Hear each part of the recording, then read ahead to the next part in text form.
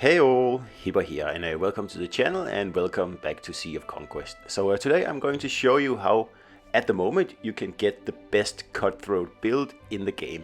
And it just happens to be the game or the build that I am aiming for myself. So of course lots of moving parts in this, so I'm just gonna take you through the whole process and also my thought process. So first of all, you need to make sure you got a good ship for this build here. So I want to do a Cutthroat build, right? So that means first off, we have to make sure we have a ship that is good for Cutthroat. So for example, Stormbringer is good for blazing and drowning, and I happen to have two of them because I'm waiting to use it. Sentinel, blazing, drowning again, and then we have a few other ones like Providence, not suitable at all. Black Raven, kinda suitable, but not really. But the one that is the best pick is Warhammer because it has specific Cutthroat damage. So this ship is the best for a Cutthroat build, obviously, at least for now. There could be better ones coming. So let's just have a look at the skills here that the ship has, right? So increases Cutthroat by 10%. That's excellent. And you know, if you get, because you can craft this ship here, right? So if you get a crafted ship that's you know, not rare, this is a rare version. If you get the legendary, well, perfect. That's even better than the one I have here. You know, minimum a rare version. Don't waste time on the minimum epic version. Don't waste time on the rare version.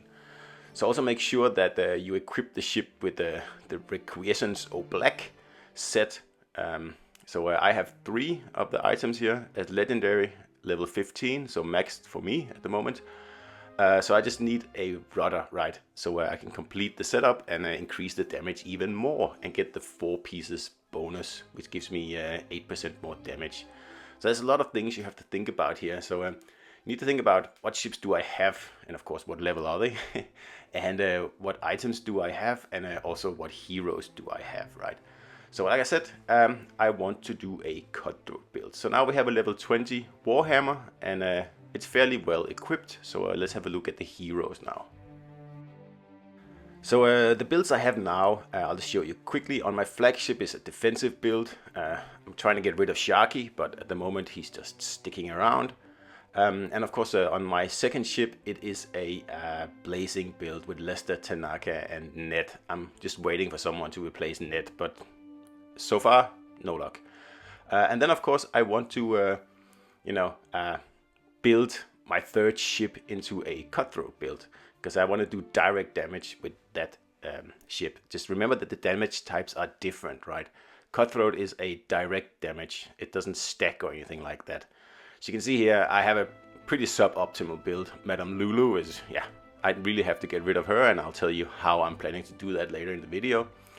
And as you can see, like I showed before, Requiescence Black, I'm pretty well there with the items on the ship. I just need the rudder and of course upgrade it to level 15, but other than that, that should be doable. I just need to kill some high level sea monsters, and sooner or later I'll get that missing item. So like I said earlier, before you decide what kind of build you want to go for, you need to look at the options you already have. You have to make it easier on yourself, right? So Madame Lulu is my weak point here. Like, yeah, it's nice that she heals, but she doesn't get any bonuses. I mean, she's not even a captain, and I have her in the captain slot, right? So this is far below standard, and I really need to get rid of her. When I get rid of Lulu, that will increase the power of the ship significantly. So let's just have a look here. Who could we actually, you know, use to replace Lulu? And you know, there's really only one choice.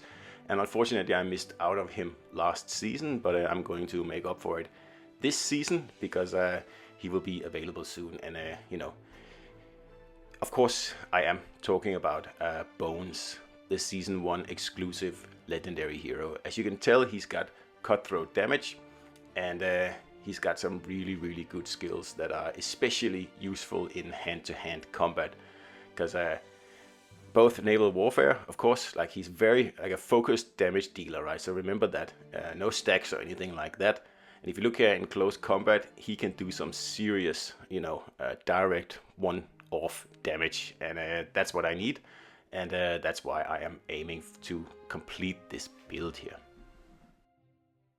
So that's enough about Molly for now. So if we look at the ship again, my other weak link is Lord Kojo. Now he's better than my captain, my so-called captain there, but he's still not ideal. First of all, he's epic, he's not legendary, and there's really no other alternatives in the game at the moment for him. So I'm just gonna have to wait until there's a legendary hero that can take his place. Because if we look through all the legendaries at the moment, none of them are really, first mates with a cutthroat damage. It just doesn't exist. Bones is a captain, so we'll focus on, grabbing him for the time being, and then later down the road, perhaps there will be a more suitable first mate hero for my ship here. But at the moment, Lord Kojo will have to do, and it does pain me a little bit, but there's really no way around it, because like I said, there simply isn't another hero ready to take over from him. So other than the fact that I have a good cutthroat ship, I also have a very good commander already. So if you look here, I have Luna at level 60, and she's an excellent cutthroat damage dealer. So that's one of the reasons that I think, okay, I'll get the most bang for my buck by completing this build here. I could, for example, start doing a strategic damage build if I wanted to, but I think no. I'm going to stick with the Warhammer. I'm going to improve it. I'm going to, put my resources into perfecting this build here. And as you can tell, I'm pretty much there with the ship and the items. It would be better if I had a legendary Warhammer, but, yeah, RNG says no, so I just don't have it. So in other words, instead of Lulu, we want Bones, and instead of Kojo, we want some, future commander there. And that brings me to the next thing you need to think about here, because now we've thought about our ship, we thought about our heroes, and I haven't even touched upon upgrading the heroes. That's, a separate thing here. But trinkets, of course, is the next thing. And when it comes to cutthroat damage, it's a little bit limited. At the moment, there's not a single trinket that actually focuses completely on cutthroat damage. For example, the Tanaka's katana increases blazing damage, but if you look at all the trinkets available, they really aren't focused on cutthroat damage. There's drowning damage, there's strategic damage, there's artillery damage, there's critical rate, and again there's blazing and drowning, and then there's, that just increases attack. It's fine, but it's still not a specific cutthroat damage dealing trinket. So you're just gonna have to, survive with the ones that are available at the moment. But when it comes to actually one of the commanders, we do have a pretty good option here, but I'll get into that later. And it's of course Bones I'm talking about, because he is a focused damage dealer on one target at the time. And of course, if you can get a better critical rate, you're going to do even better with Bones.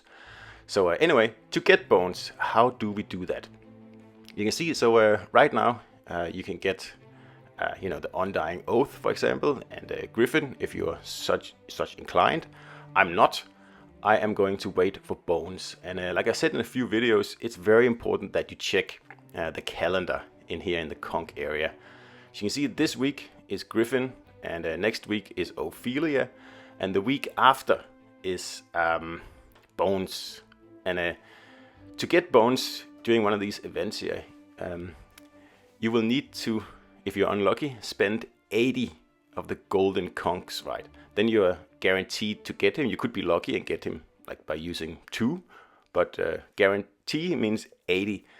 So I will need to gather at least 80 golden conks to be sure to get Bones in 2 weeks' time. And as you saw earlier, I'm at 92, so I'm already certain I'll get Bones. But of course, I want to make this build the best I possibly can. So, other than Bones, I'm also going to need the trinket that's supposed to go with him. And that is the Demise Proclamation here. And it's really just the trinket that increases the critical rate.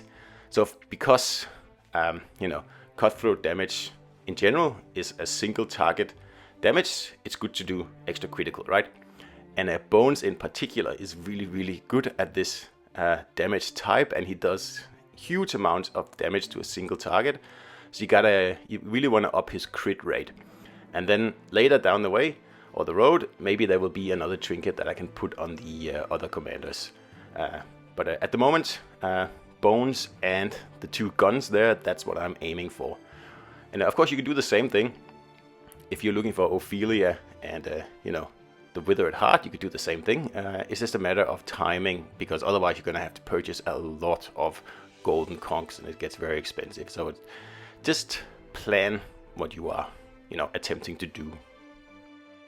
Alright, so in conclusion, I'll just explain exactly what my approach is here, and probably approach that you should take as well if you want a good Cutthroat build. So we want to get rid of Madame Lulu, right? So we want to get Bones in her place instead, and of course equip him with a trinket that suits him better. And next step is to somehow get rid of Lord Kojo sometime down the line when there's a better hero. And of course Luna stays. And use the Warhammer and use the Requiescence or black items. If you do that, you're going to get the best Cutthroat build possible at the moment. So I hope this video made sense. I hope you enjoyed it, and I hope you're going to get out there and play the game. So don't forget to subscribe as always, and I'll see you out there.